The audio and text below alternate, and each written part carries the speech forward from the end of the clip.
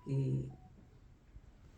कबीर तेरी झोपड़ी, साहब कहते हैं कबीर तेरी झोपड़ी गलकट्टों के पास, जो करेगा सो भरेगा तू क्यों होत उदास।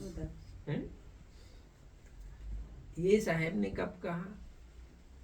कि जब देखा कि समाज लोगों को कितना ही उपदेश दो, कितना ही समझाने की कोशिश करो, उसमें कोई बहुत उन्नति दिखाई नहीं पड़ता है। जब बहुत उन्नति नहीं दिखाई पड़ता है तो ऐसा लगता है कि मेरा भी समय उसमें बर्बाद हो रहा है ना? हमारा भी समय बर्बाद हो रहा है।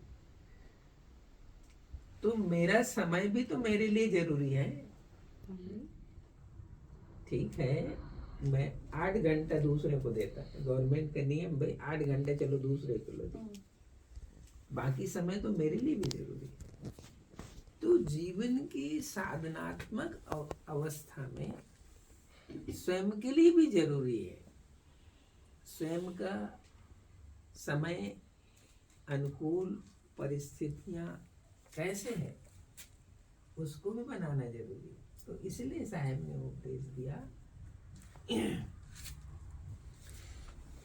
हम मन से, विचार से, संकल्प से सबके लिए पवित्र सोचे, लेकिन यदि वातावरण नहीं बदलता है फिर स्वयं की साधना को ही महत्व देना, स्वयं की साधना को महत्व देना, स्वयं की शुचिता और पवित्रता को महत्व देना।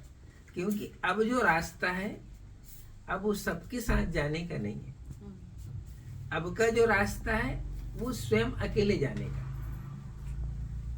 बहुत दिन तक हम सबके साथ चल रहे थे, एक व्यवस्था है शरीर की, अवस्था है शरीर की, तो हम सबके साथ चल रहे थे। लेकिन अब सबके साथ चलने की व्यवस्था नहीं। अब जो है आत्मा को अकेले यात्रा करने की व्यवस्था है। तो इसलिए साहब ने कहा तुम अब चिंता मत कर, तुमने बहुत उपकार किया, परोपकार किया, अच्छा सोचा, जो जितना तुमसे बन पाया वो किया है? लेकिन अब तुम समझ, जो करेगा सो भरेगा तो क्यों होत उदास। तुम उदास मत हो, तुम दुखी न हो। अब तुम्हें यात्रा करनी। अब किसको यात्रा करनी? अब स्वयं को यात्रा करनी।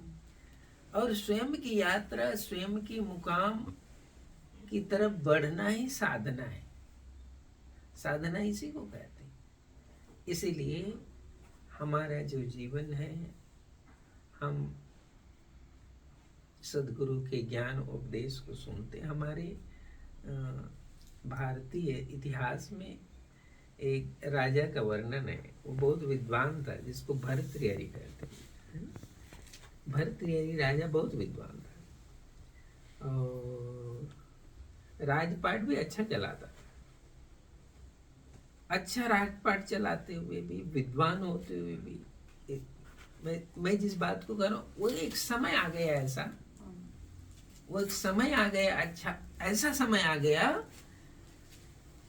कि उसने देखा कि इतना परोपकार कर रहा हूँ, इतना पुण्य कर रहा हूँ, इतना अच्छा शासन चला रहा हूँ, लेकिन आज वो जो समय आया मेरे पास वो मुझे मलिन कर रहा है, मुझे दुख में डाल रहा है।